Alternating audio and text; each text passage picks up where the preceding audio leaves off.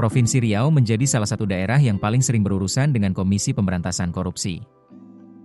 Tercatat sudah 4 gubernur daerah ini yang terjerat skandal korupsi dan harus menjalani proses hukum di KPK. Terbaru adalah Gubernur Riau Abdul Wahid yang kemarin ikut terjaring operasi tangkap tangan oleh KPK. Abdul diduga terlibat dalam tindak pidana korupsi terkait dengan proyek PUPR di Provinsi Riau.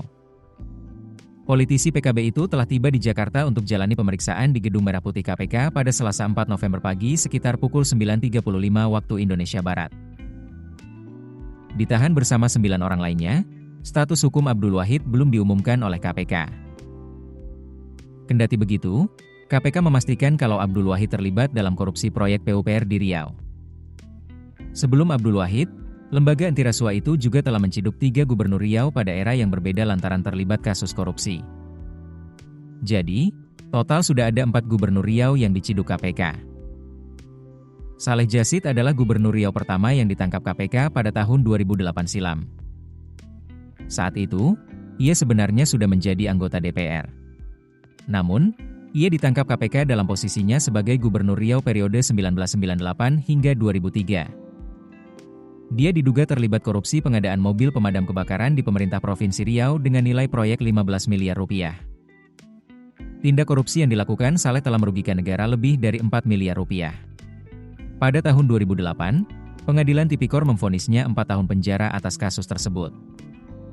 Kemudian Gubernur Rusli Zainal yang terjerat kasus korupsi Pekan Olahraga Nasional ke-18 Riau. Dia juga terlibat penyalahgunaan wewenang terkait penerbitan Bagan Kerja Usaha Pemanfaatan Hasil Hutan Kayu. Rusli menerima suap dan melakukan penyalahgunaan wewenang dalam proses perizinan kehutanan dan proyek pembangunan.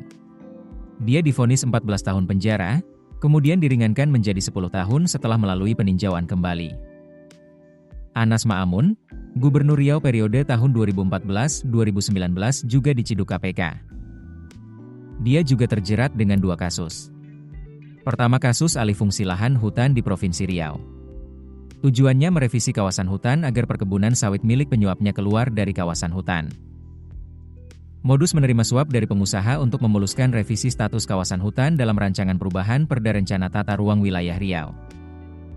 Pengadilan Tipikor Bandung kemudian menjatuhkan hukuman 7 tahun penjara kepada Anas Ma'amun. Anas kemudian mendapat grasi atau pengurangan hukuman dari Presiden Joko Widodo pada saat itu. Anas pun bebas pada 21 September 2020. Namun dia kembali ditangkap pada Maret 2022 terkait kasus suap anggota DPRD Riau dan divonis 1 tahun di PN Tipikor Pekanbaru. Keputusan bisnis terbaik datang dari data, bukan tebakan. Mudah berlangganan Business Insight dengan subscribe with Google.